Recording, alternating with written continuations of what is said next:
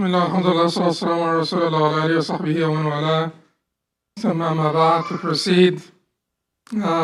So we'll start with al-Qawaaid al-Fiqhiyya, and remember what we were doing last time. Remember where we are.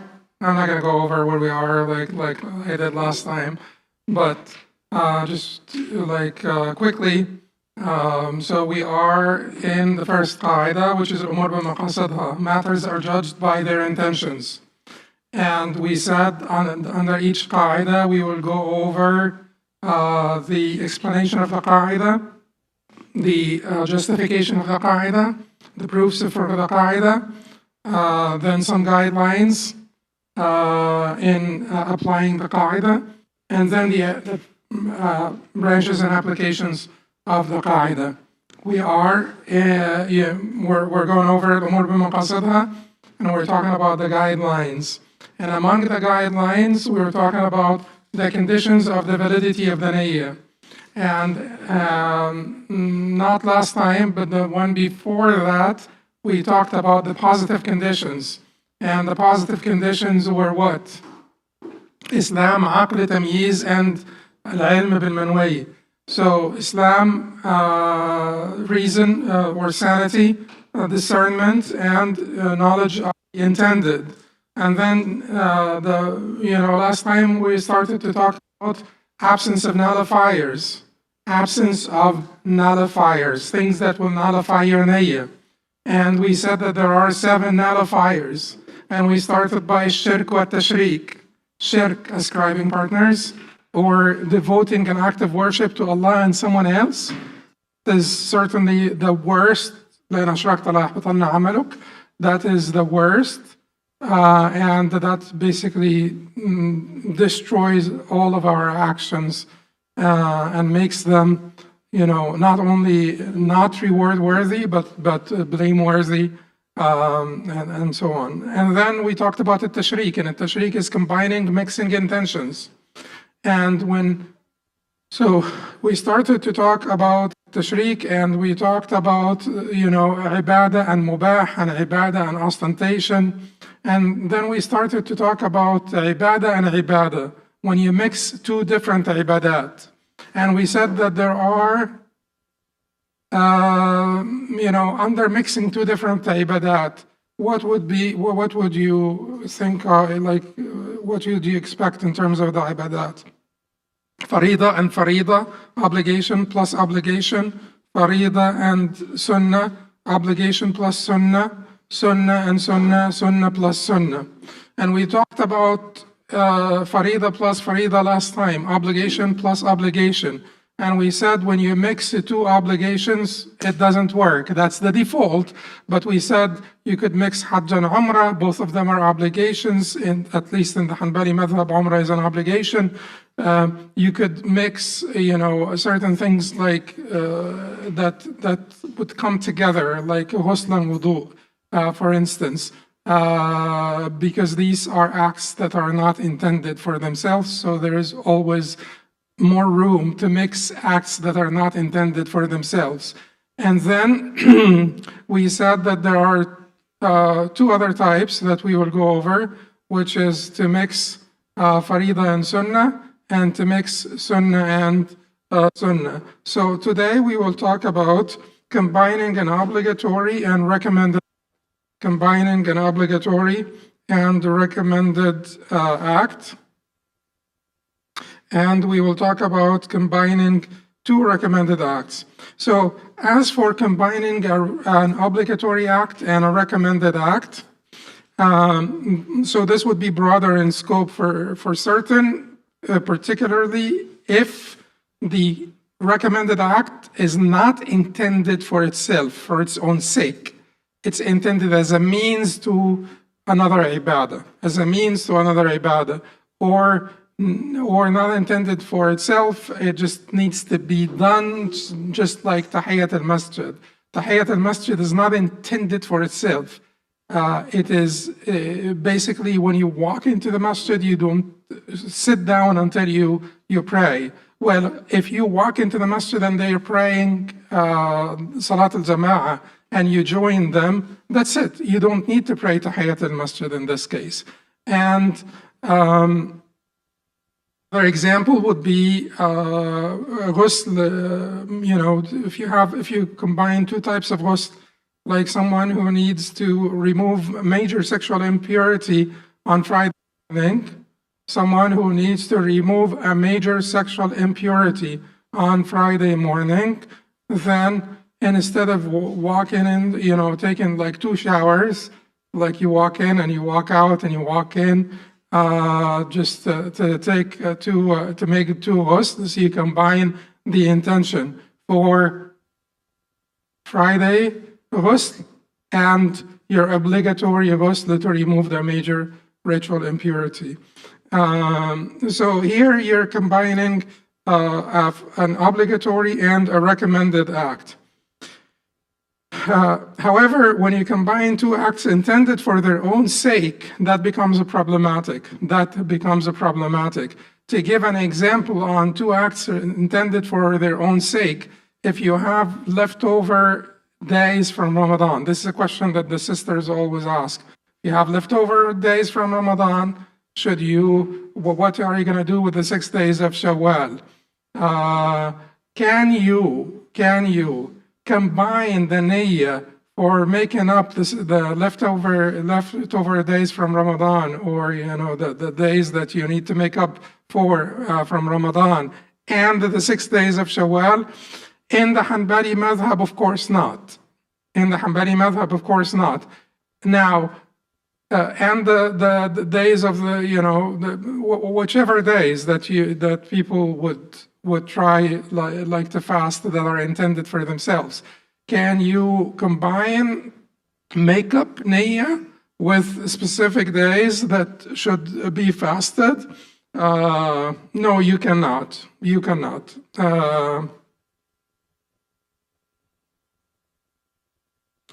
Is it mubah, makruh, or what is it in the madhab? In the madhab, it is mubah, and there are 2 different views in the madhab. So let us say you have the 10 days in the al-Hajj, or you have like days that are intended for themselves. Should you combine? We said that by agreement in the madhab, you're not the reward of both. Okay? But like, what if you say, I would like to do my makeup during those days because they are blessed days. So I would like to make up my fasts during or on those days because they are blessed days. Is that okay in the madhab? There are 2 different views. One says mubah and one says makruh. One says permissible, you're not going to get the reward, but it's permissible. That's okay. The other one says makruh, disliked. Why it is disliked? Because you lose the opportunity of fasting on those days for this specific blessing, this specific blessing of fasting on these days. By doing your makeup fast on these days, you have lost an opportunity. That's why they say it's makruh. But the other view in the madhab is that it is permissible. It is permissible. Okay. So now, when you combine an obligation and a recommended act, they try to be kind to you, and they try to not invalidate your act. So they try to validate one of them for you. We said in the madhab, by default, when you combine 2 acts intended for their own sake, that doesn't work. Not intended for their own sake, it works. Like ghusl and wudu, and these things are not intended for their own sake. Tahiyyat al-Masjid and things like that, not intended for their own sake. Okay, but what if you do combine 2 acts? What if you, for instance, go and make Hajj and combine, obligatory Hajj with Sunnah Hajj.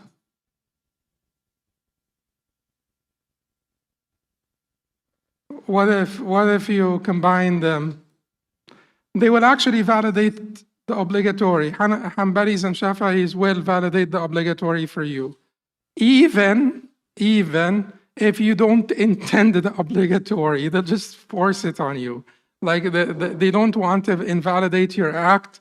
So if you go make Hajj for someone else, or you go make a non-obligatory Hajj, a Sunnah Hajj, and you haven't made your Farida Hajj, they will switch it for you to the obligatory. So they will say it will count for you as the obligatory Hajj, but you do not get the reward of the Sunnah Hajj, of course, because you can't do this type of combination. What if you give zakat and sadaqah? You combine the intention, you give like $100, and you combine the intentions of zakat and sadaqah. They will validate the sadaqah, not the zakat. Here they reverse it. Because for the zakat, you do need to specify the intention to the obligatory zakat. Just remember this, because sometimes we can give our zakat in advance. And sometimes you can give your zakat in advance for 1 year. Okay?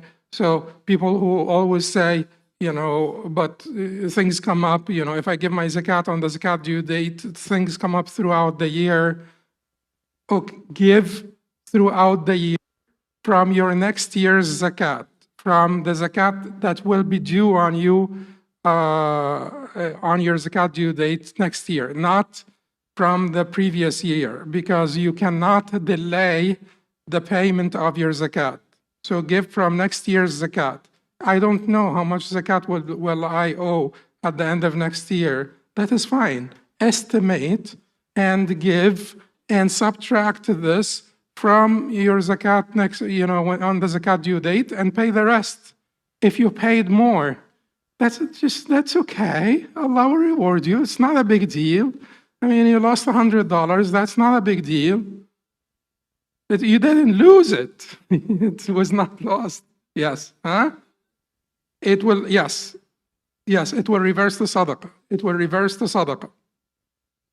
So, so the default here would be sadaqah when you combine the zakat and the sadaqah, or you have like extra zakah money and so on. What if you combine in salah obligatory and sunnah?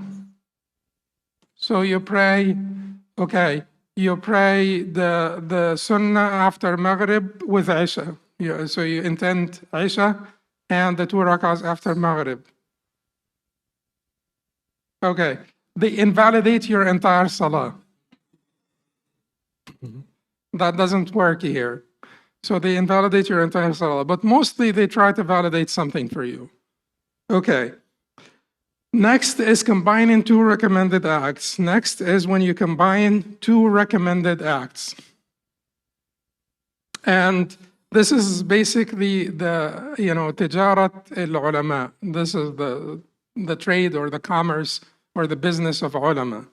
And I will read this quote by Imam al-Qayyim rahimahullah, in which he says, the overlapping acts, and this is in the Da'wah Dawa, the overlapping of acts of worship within a single act of worship is a noble quest, accessible only to those who are sincere, skillful in their pursuit of divine pleasure, well-versed in knowledge, and possess lofty aspirations. Through this, they achieve multiple acts of worship through a single act, and that is the grace of Allah, which He gives to whom He wills. What examples you may have for this? Tons of examples. When you combine, sadaqah and sila. Sadaqah, charity, with salat al-rahim, joining the kin. When you give your sadaqah to your relatives, That's combining two recommended acts. When you do Umrah and intend also to seek knowledge, like I'm going for Umrah and I will basically get an ijaza, or not necessarily an ijaza, but I will listen, I will attend some classes. These are two different acts that you're combining. When you combine different intentions in fasting, for instance, can you combine? Of course, you can combine different intention in fasting. So the day of Arafah falls on Monday, so you're intending to fast the day of Arafah and Monday. You combine different in different. There's so many things. When you recite the Quran and teach it at the same time. So when you're teaching the Quran and you bring to your heart the intention of reciting the Quran as well. So I'm not just sitting here teaching, I am also reciting, I am also getting the reward of recitation, and if you can get the reward of tadabbur, that would be excellent as well. So in general, you could combine different intentions when we're talking about recommended acts. So then the 18th maxim of al-Qawaaid al-Rajabiyya, Ibn Rajab has like a book called Qawaaid ibn Rajab. It is a very important book, and in the Hanbali madhab, this may be the most sort of Qawaaid-like book. Although, as we said before, it doesn't really, it's not less valuable than Qawaaid book that are basically composed in the order of Qawaaid and address all of the major Qawaaid. It's an extremely valuable book, but it is not sort of the most suitable for teaching because it just mixes different, it doesn't cover all the Qawaaid and doesn't go by the order that is sort of expected, that's conventional in this particular discipline. And it has many dawabit, things that are not, cannot qualify as Qawaaid, but they qualify as dawabit. But it will be a book that we will talk about a lot, and we will try as much as we can throughout this course to cover the entire book as much as we can.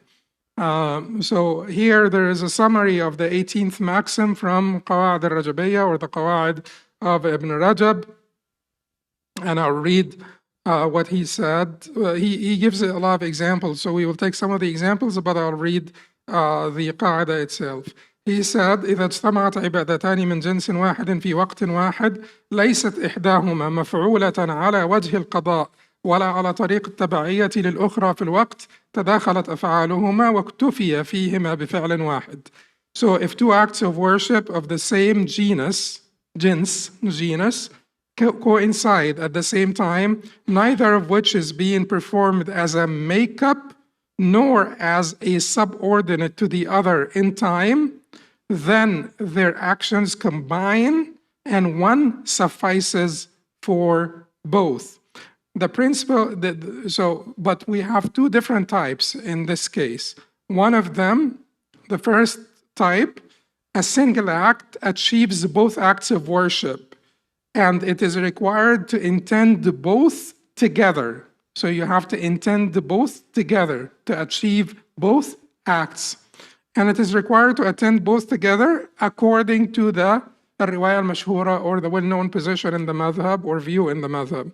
So let's take three examples here. Major and the minor ritual impurity can be removed by ghusl, by major ablution, ghusl. So if you have major and minor ritual impurity, like you use the bathroom and you have sexual impurity, so you need to make ghusl and wudu, right, to remove the minor and the major. Ghusl suffices. Ghusl suffices. So that's an example on an act, that will achieve two acts if you intend both according to the well-known view in the madhab. Major purification or ghusl would suffice for both. When you combine Hajj and Umrah, and we have talked about this before, when you combine Hajj and Umrah, do you need to do anything more than the mufrid? Does the qarin who's doing both Hajj and Umrah combined need to do anything more than the mufrid who's doing Hajj alone? No. So in this case, you have done one act and gotten the reward of two. And then he talks about takbirat al-ihram and takbirat al-ruku'. Takbirat al-ihram and takbirat al-ruku'. When you're a latecomer, when you are masbuq, latecomer in the prayer, and you find them in ruku', and you join them and you make one takbir. We said last time it's preferable to make two takbirs. So try to get into the habit of making two takbirs. Allahu Akbar, and then you say another Allahu Akbar, and then you go down. But let's say there's not enough time, or let's say you haven't made two takbirs for some reason. Does one takbir suffice for both takbirs? He will say here it does. Does it in the madhab?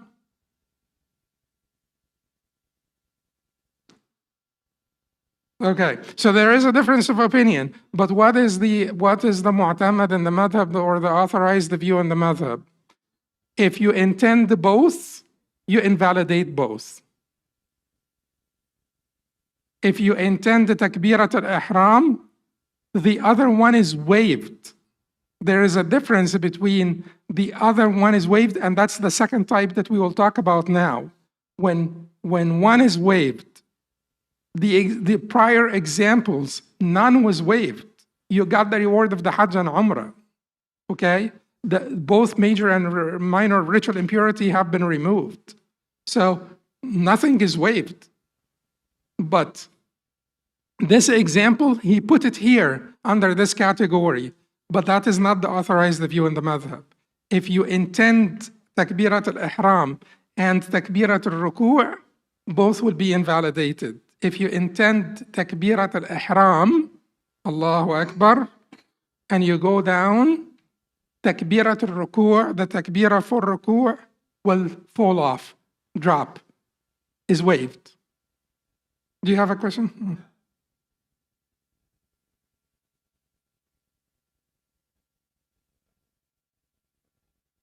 No.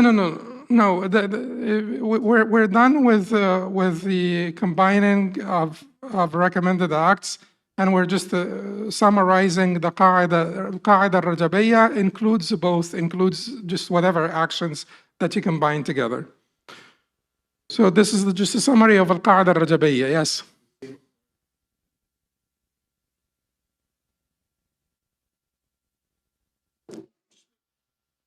Yes. Takbirat al-ihram. Exactly, yes. So then the second type is when one act of worship is achieved, the other is waived. Examples on this, the very common example is Tahiyyat al-Masjid. Tahiyyat al-Masjid is waived when you pray the Faridah, or when you pray another Sunnah. It's just that, like when you walk into the masjid, you don't sit down until you pray Tahiyyat al-Masjid. Okay, so when you hear two calls for sajda al-tilawa, the sajda of recitation, when you hear two ayat, each ayah, like two people reciting, they recite a verse of sujood al-tilawa, and they prostrate. Is one sufficient for you, or do you need to do both? Then he will say that one,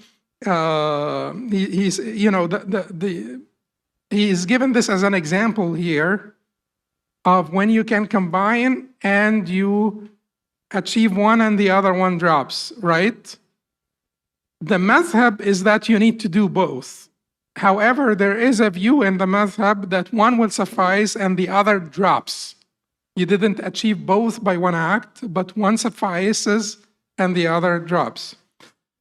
And he says that this can be derived from the madhab because there is an opinion in the madhab that when you have the sujood al-tilawa inside the prayer and you go down for sujood al-salah, that sujood al-salah will suffice. This is not the authorized view, and this is not the view of the majority. This is the Hanafi view. But we have a view in the madhab that is basically consistent with the Hanafi view. You're making your recitation and you come across sujood tilawa, sujood of recitation, and you are praying. Now, the majority will tell you go down, prostrate, come back up, make ruku', go down to prostrate for the salah, the sujood of the salah. You could continue to recite, but you like if you want. If you don't want, you're gonna do this. The Hanafis will say, if you are at the end of your recitation and you come across a sujood tilawa, sujood of tilawa, then just make ruku' and then make sujood, and that will suffice. You would have prostrated, because the idea here is when you hear a sajda tilawa, you want to prostrate. Okay, I am in prayer, I'm going to prostrate soon, so I will do it this way. But anyway, the point here that I want you to is that when they disagree over issues like this, just you don't need to be too enthusiastic about your personal choice, because even within the same madhab, they can disagree. Within the Hanbali madhab, some of the ulama took the position of the majority. That's the authorized position in the Hanbali madhab anyway, and some of the ulama took that Hanafi position, which is not the authorized position in the madhab. But these are major Hanbali scholars that are disagreeing among themselves. So even in one madhab, and that's the fantasy that some people have, that you have different usul and they're just like basically running on a track, and they're bound to get to the same destination, and it's just like all fantasies. They disagree within the same madhab all the time among themselves. So just understand that this is the nature of these discussions. The nature of these discussions is that most of them are speculative in nature. We're talking about 99% of fiqh discussions are speculative in nature. We're talking about more than 2 million issues in fiqh.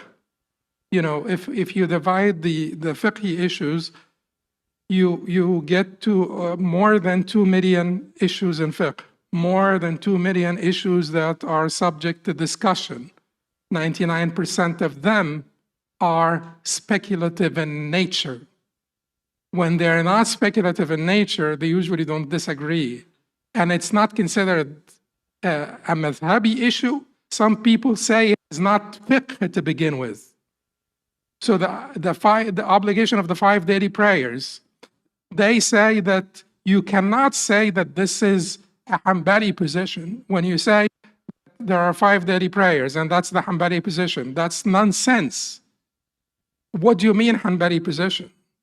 So then also some people say that this is not fiqh to begin with. Fiqh requires a little bit more than, but this is a valid disagreement. In my position, it is fiqh.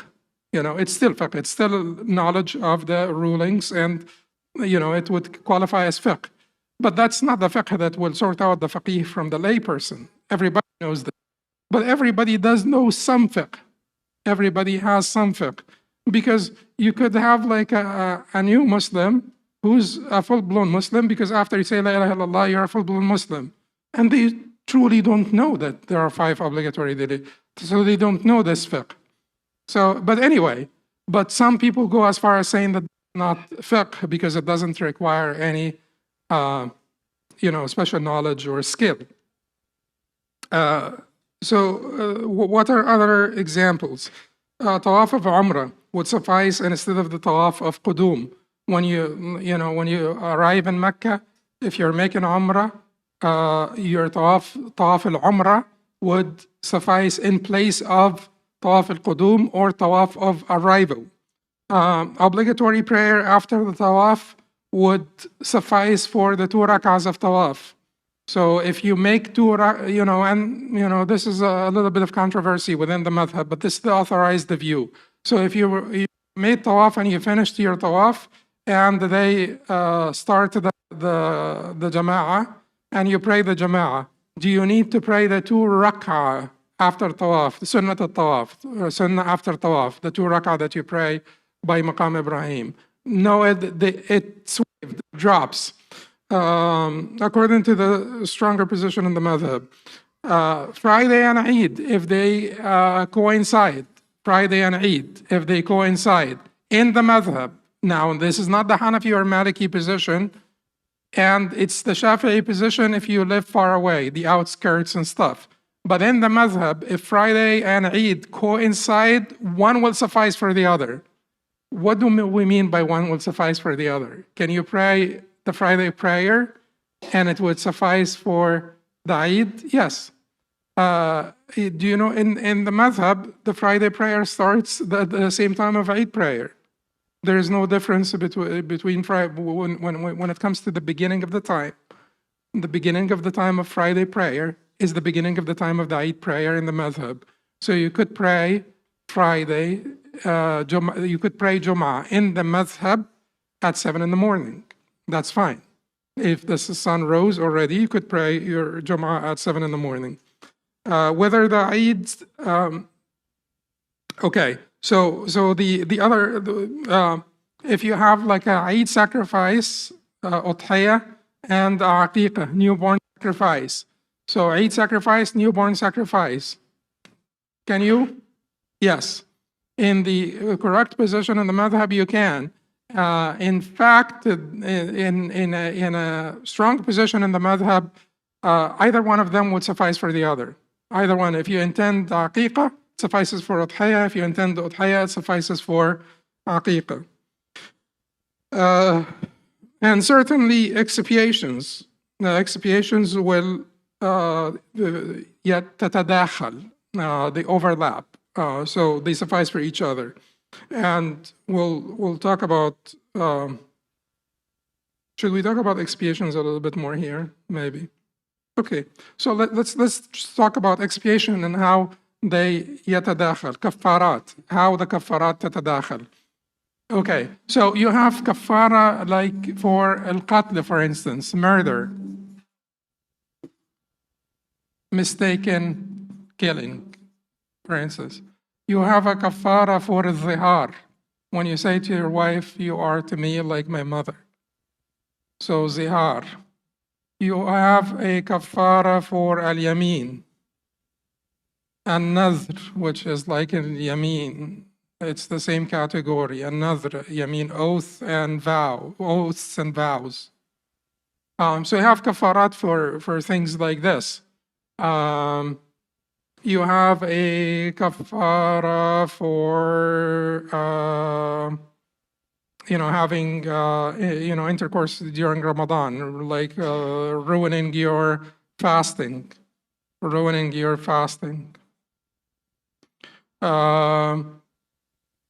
So when do they yatadakhalun, overlap?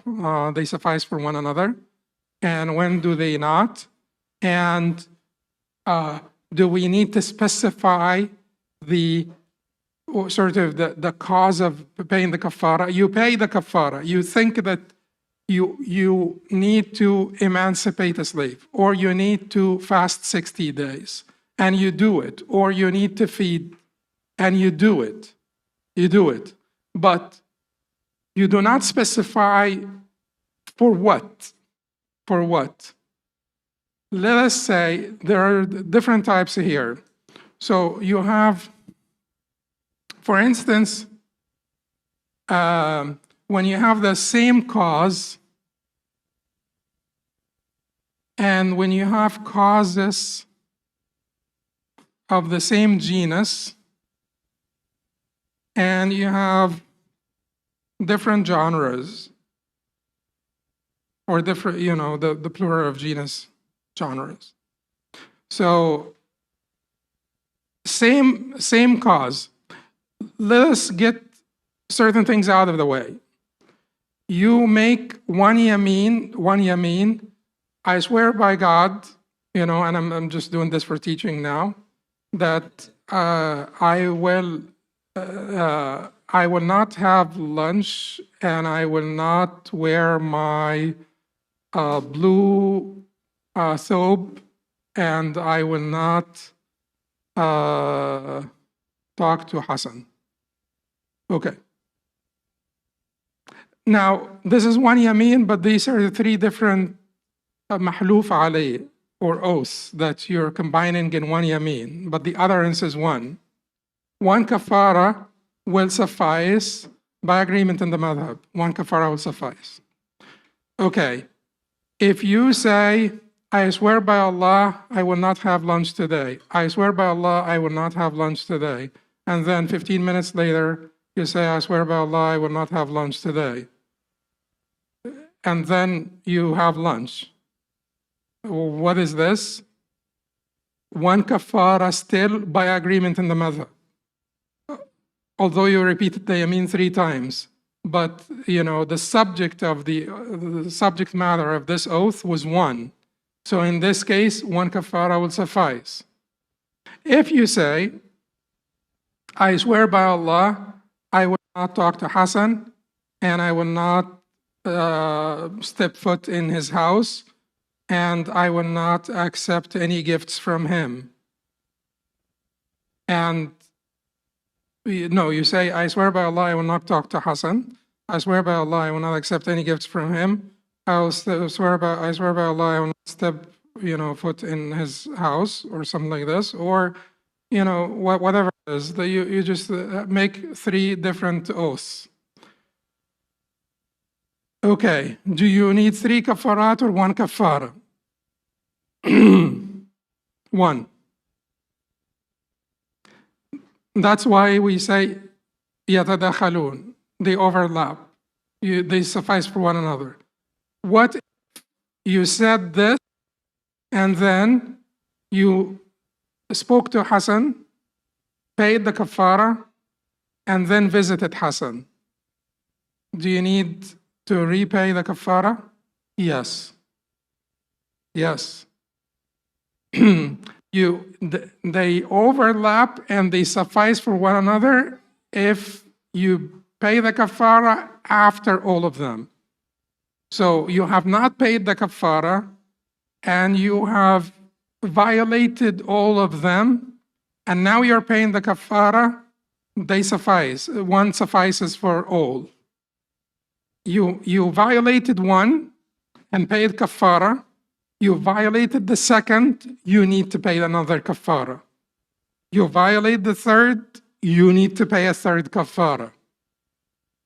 You only need to pay 1 kafara if you violate all of them and then pay the kafara.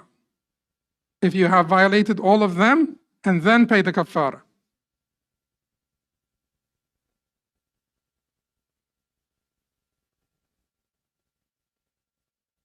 If every time you pay the kafara and you do something else that would warrant a kafara, you need to pay a second kafara. But if you make all your violations, you're done with all of your violations and pay kafara, 1 kafara will suffice. Okay? Now, what about if they are from the same genus, but they are different, different causes in the same genus? Let's give the example of the har. Although it is hard to sort these out in the madhab, they choose certain things, but sometimes you wonder what's the difference between this and that. Okay, so someone says someone has 4 wives. That happens, you know. Someone has 4 wives, and he says, you are to me like my mother. Okay? You know, kafarat al-zahar is a big deal. It's, you know, it's not. Okay. He needs 1 kafara for zihar. You know what's kafarat al-zihar? عتق رقبة, صوم, yeah, okay. So 60 days. So he needs 1 kafara or 4? 1. Because he said it in one utterance. You are, so this is 1 zihar. He says, Nadia, you are to me like my mother. You know, Fatma, you are to me like my mother, and so on and so forth. 1 or 4? 4. These are 4 different utterances. Needs 4 kafarat for zihar. Okay.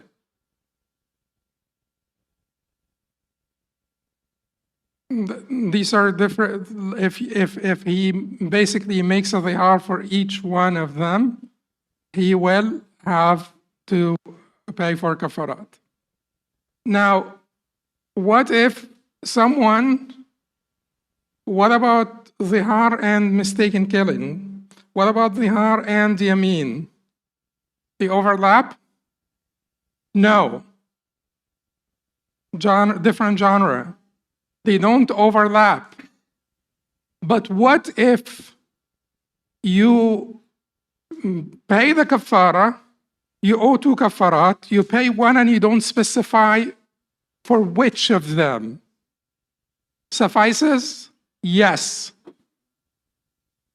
In the madhab, specifying the intention here does not matter because the ibadah itself is 1. It's the kafara.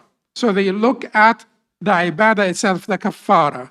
They don't, when it comes to specifying the intention, they don't here consider the cause of the kafara. Because the wajib here is the kafara itself. And you intended to do the wajib, which is the kafara. Kafara for which one of them doesn't matter. You have done the kafara. Now it will suffice for which one? Yeah? So you had 4 different wives and you said kafara, you paid kafara for the zihar, you did zihar of all of them, and you didn't specify which one. Qur'an. You flipped a coin. That's how you determine which kafara has been paid. Qur'an. Okay.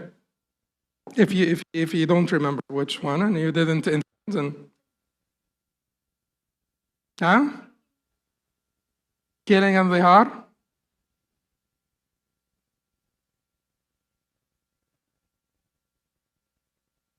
Yes. Or you could basically consider it sufficient for one of them and you do the other one. As for ritual impurities requiring purification, if they result in the same requirement, they overlap by intention without issue. If a person intends one of them, the stronger view, all of them are lifted. As for ritual impurities requiring purification, if they result in the same requirement, they overlap by intention without issue.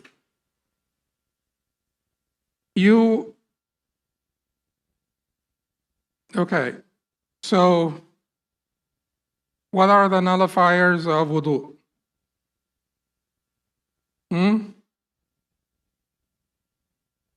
Okay, so did several of them. And then you made wudu. Does this one wudu lift all of the impurities? Yes. If you intend what? If you intend the general lifting of impurities to basically make salah permissible for you. What if you intended one of them? You intended to remove the impurity that resulted from using the bathroom. You intended to lift this impurity. In the madhab, all impurities are removed. But there is another view in the madhab that's reported from Abu Bakr Abdul Aziz, Ghulam al-Khallal, that one of them is lifted. One of them is lifted, not the other ones. And why is that? Because his understanding of لِكُلِّ امْرِئٍ مَا نَوَى, everyone will have what he had intended. Okay. So we talked enough about tadakhul. We talked not about overlapping of different actions. The next nullifier is التردد والشك, hesitation and doubt. Hesitation and doubt, التردد والشك. So we said we have 7 nullifiers of the intention. 1 shirk, 2 tashriq, 3 تردد والشك, hesitation and doubt. So I'll read this from al-Mughni. He says, الإمام ابن قدامة رحمه الله in المغني وإذا دخل في الصلاة بنية مترددة بين إتمامها وقطعها لم تصح لأن النية عزم جازم ومع التردد لا يحصل الجزم. If one enters into prayer with hesitation between completing it and breaking it, it's not valid because intention requires a decisive resolve, and with hesitation, decisiveness is not achieved. So, decisive resolve, you have to go into the prayer decisively resolving to finish the prayer, to do the prayer correctly and finish it. If your niyyah is, if you're not sure, okay, let me just get into it, and if I have to run, I will run. Or something. That doesn't work. Okay. So this is, clear by agreement in the madhab. What about the hesitation to cut, to interrupt, to disrupt, to stop, terminate the act? So the hesitation in breaking it. If one hesitates about breaking the prayer, the prevailing opinion, whenever he says the prevailing opinion, he's hinting to what? The presence of disagreement. The presence of disagreement. Because he wouldn't say the prevailing opinion if there is no disagreement. When he says al-riwaya al-mashhura, al-sahih, al-asah, etc., the difference between al-sahih and al-asah is that it's a hint. When they say al-sahih such and such, sahih means the correct view. When he says al-asah such and such, al-asah means what? The more correct view. What's the difference between this and this? When he says al-mashhura, that's the popular view. It's still another word for al-mu'tamad, or the authorized. Sahih and al-asah, basically he's hinting to the strength of the variant position. He's hinting to the strength of the variant position. When he says sahih such and such, then the variant position is weak. When he says al-asah such and such, then the variant position is strong, but weaker than this one. It's, this is like when someone says that this is the correct view, the other one is not correct, it is weak, And when he says al-asah, this is the more correct view, he's hinting that the other view is also strong. But this is okay. So he says the prevailing opinion in the madhab is that it's akin to breaking it. When you hesitate, should I end the prayer? That's like breaking it. When you hesitate in terminating the prayer, that is like terminating the prayer. Because istidamatul azm al-jazm, the continuous resolve, is a condition for its validity. Istidamat al-azm al-jazm. You have this azm al-jazm, this resolve to finish the prayer has to be ongoing throughout the prayer. Once you interrupt this by hesitation, reluctance, your prayer is terminated. They consider you as if you had made taslim. That's it. Your prayer is terminated.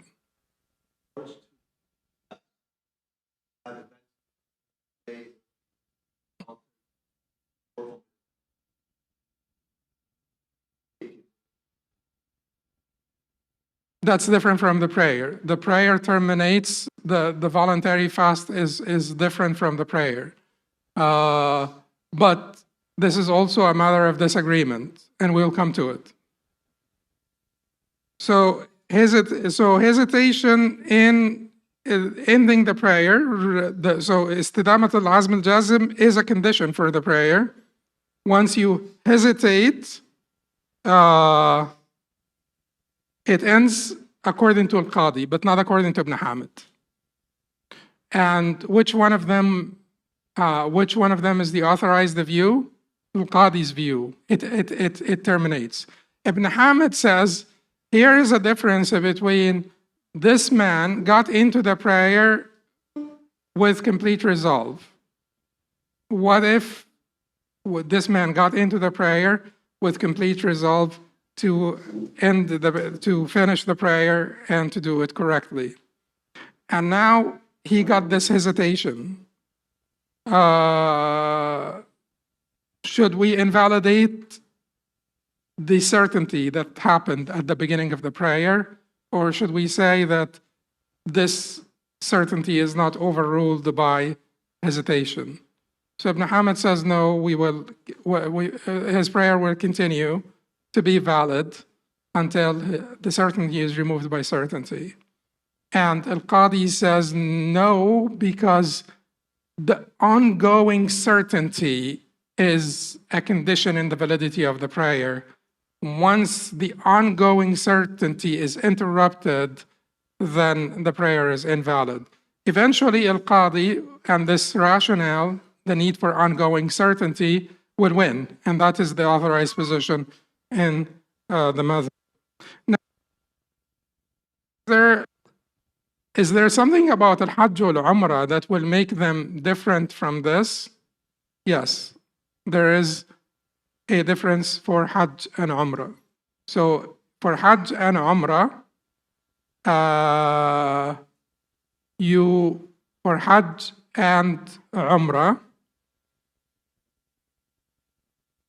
the hesitation to end the Hajj and Umrah would not end the Hajj and Umrah, because Hajj and Umrah are very hard to end. They have, even if you do a mahzur of Hajj and Umrah, there is a procedure to end your Hajj and Umrah.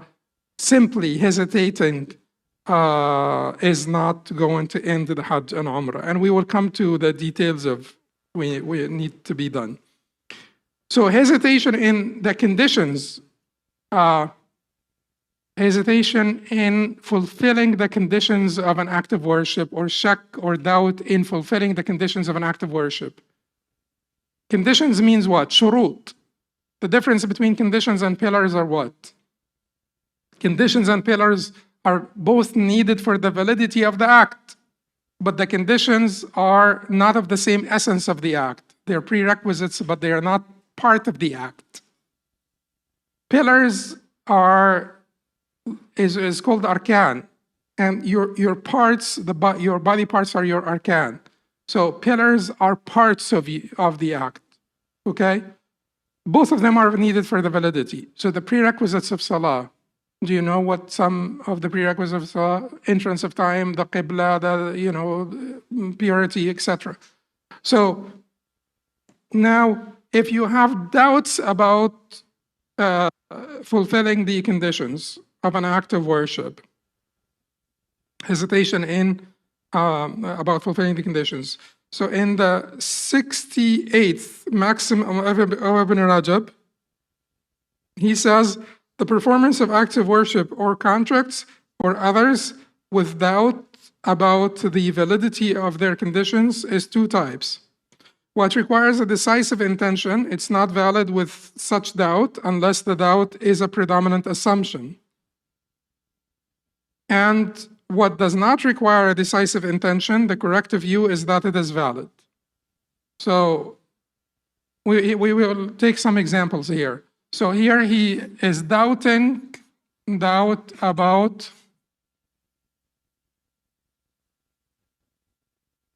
fulfilling the conditions.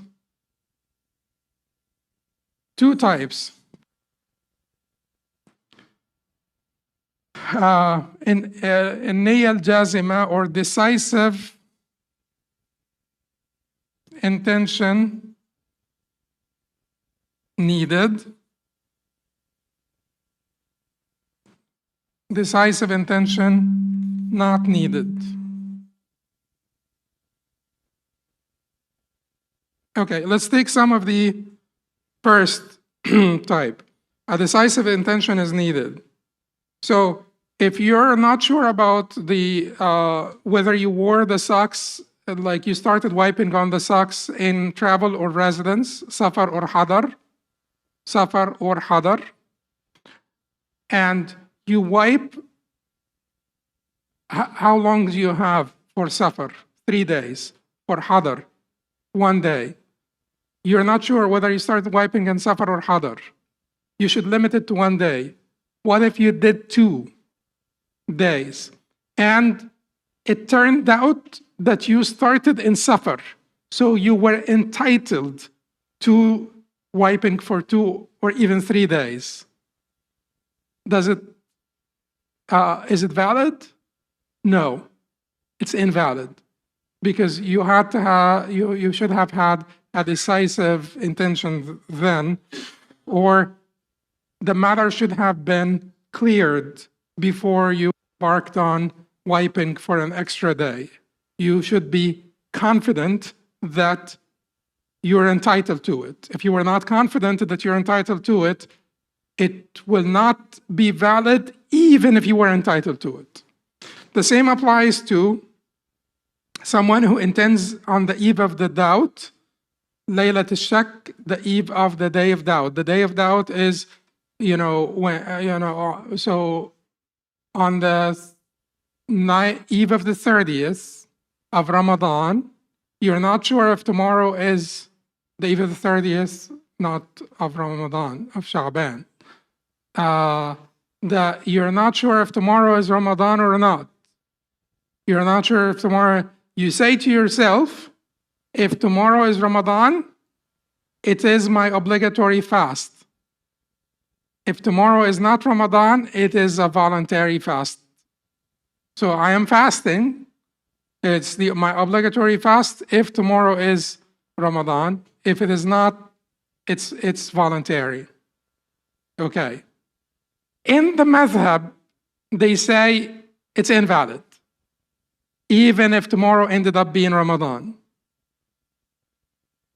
So Imam Taqiyuddin Abu Ibn Taymiyyah rahimahullah chose the variant view that it would be valid. He said, what can he do? He did his best. He said to himself, if tomorrow is Ramadan, I am fasting. If it is not, I am fasting, but it is voluntary. So he said that he had done his best, so nothing else could be required of him, and it should be valid if tomorrow is Ramadan. It should be valid for him if tomorrow is Ramadan. The madhab, the view that's predominant in the madhab is that this reluctance is invalid because specifying the intention for Ramadan is required. This is different from the 30th day of Ramadan, when you're not sure if tomorrow is Eid or not, and you say to yourself, if tomorrow is Ramadan, I am fasting. Why is it different in the madhab? They would validate this. They would not validate, they would not validate it at the beginning of Ramadan. They would validate it at the end of Ramadan. So why is that? What's the difference? It's called istishab al-hal, istishab al-asl, presumption of continuity. So the assumption is the continuity of Ramadan. Therefore, it would be fine for you at the end of Ramadan, not in the beginning of Ramadan. Okay.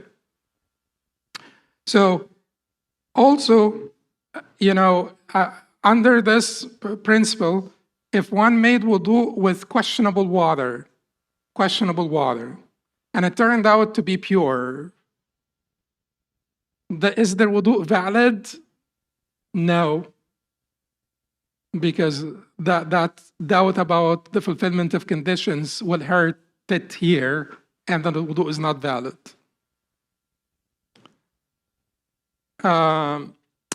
What are other cases? Doubting the entrance of the time of the prayer, doubting the entrance. Now, doubting is different from predominant assumption, غلبة الظن, because with the time of the prayer and the direction of the Qibla and all of these things, we act upon غلبة الظن, assumption, the predominant assumption. But if you doubt the entrance of the time and the direction of the Qibla, and you're acting on the basis of doubt, that doesn't, even if it turned out that the time started and you prayed to the right Qibla, doesn't count. You need to repeat the Salah, because at the time you started the prayer, you were not confident of fulfilling the conditions of the validity. If you shorten the prayer, doubting the permissibility of shortening, and it turns out that you were entitled to shortening the prayer, so you're not sure if you covered enough distance to shorten the prayer. You're not sure if your travel is tawil, because they make a difference between safar al-qasir or tawil. You're not sure that your travel is, sufficient, long enough to justify shortening the prayer. And you pray, and then you figure out that you are entitled.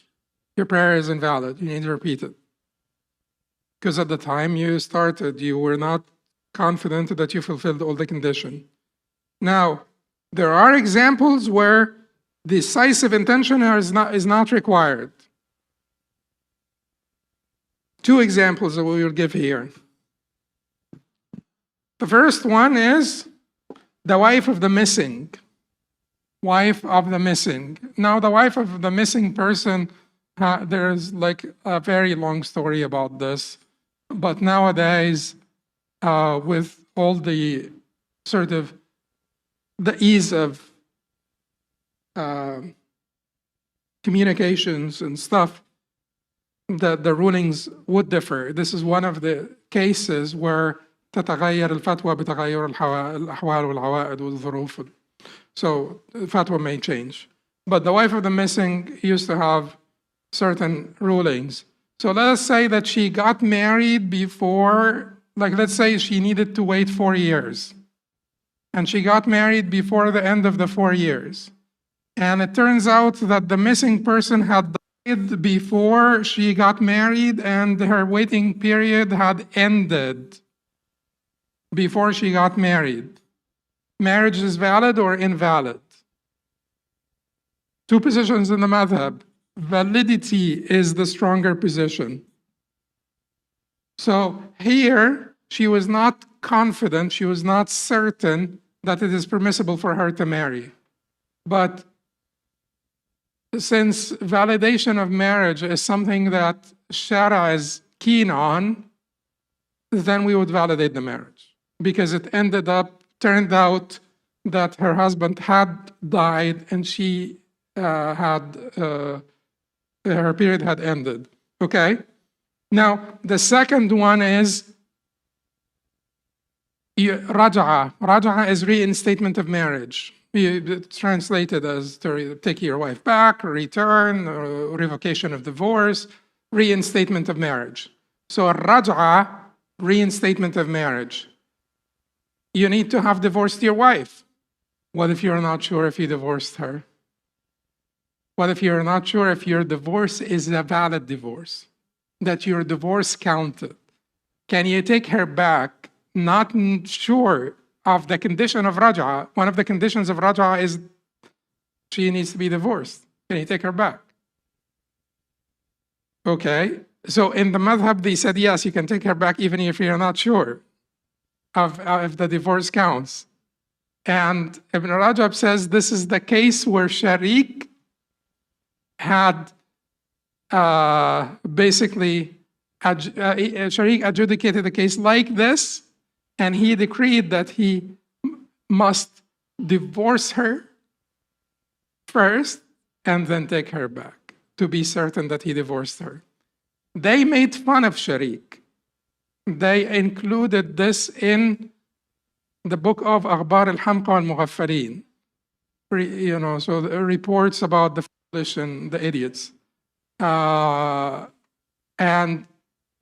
this is when your limited knowledge will make you sort of misunderstand, fail to comprehend the legalistic rationale of the person or the positions, the different positions that you mock or ridicule. So Ibn Rajab was keen on pointing out that the person who made fun of him did not understand his legal basis.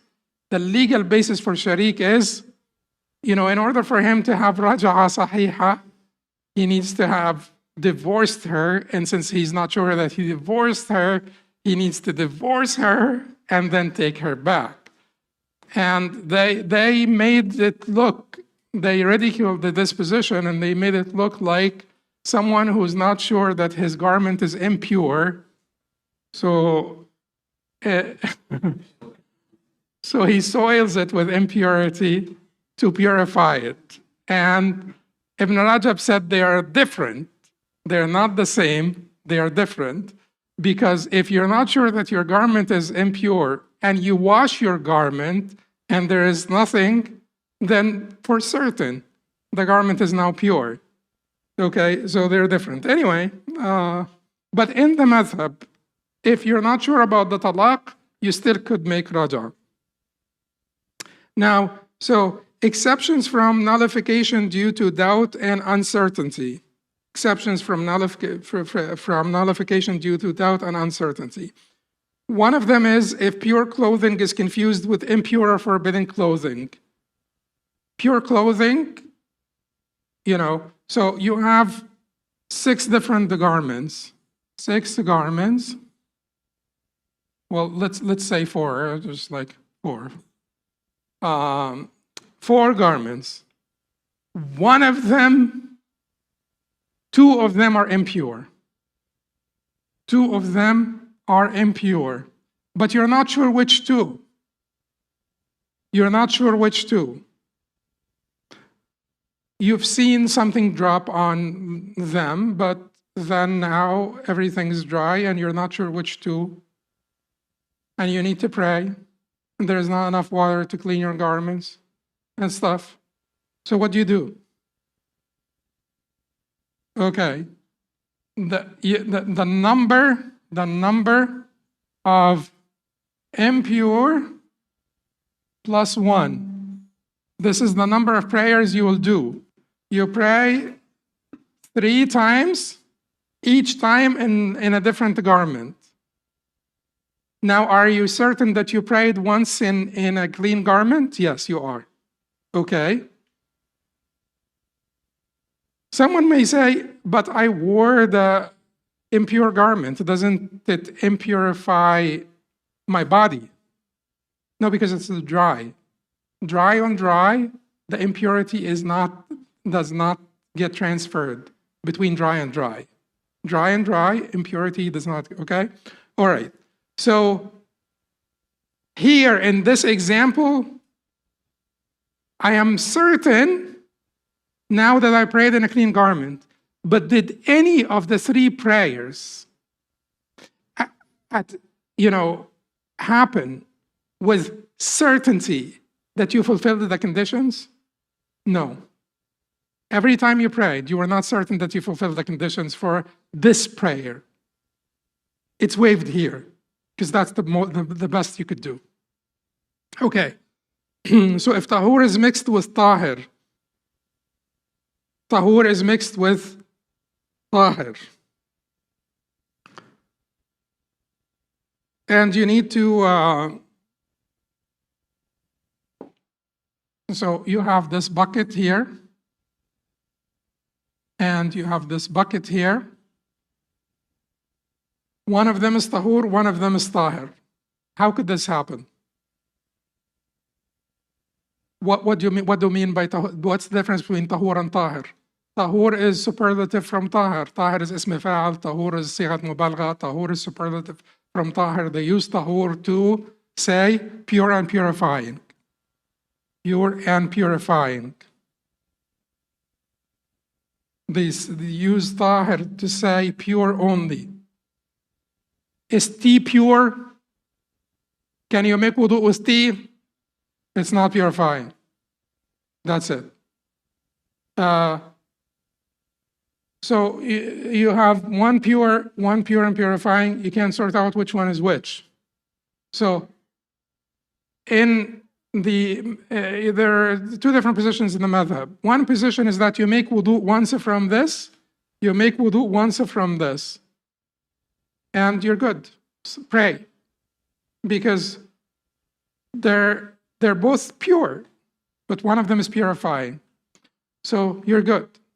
The position that is, the view that is stronger in the madhab is that you take one handful from this, and then you take one handful from this. Take one handful from this, take one handful from this. Keep this until you finish your wudu. Now, the extra work that you did will not harm the validity of your wudu. But with one wudu, you are confident that you washed with pure and purifying water, tahur. And there is no problem in the tahir. The tahir is not going to cause you impurity. It's tahir, it's pure. Okay. Another example is on the 30th of Ramadan. If you say, if tomorrow we did go over this, on the 30th of Ramadan, this is different from the 30th of Sha'ban, because here the presumption of continuity, Ramadan is still here. So in the 30th of Ramadan, you say to yourself, I'm fasting if it is still Ramadan tomorrow. They will say it's okay. And the last one is unspecified ihram. Unspecified ihram. Or unqualified ihram. Ihram.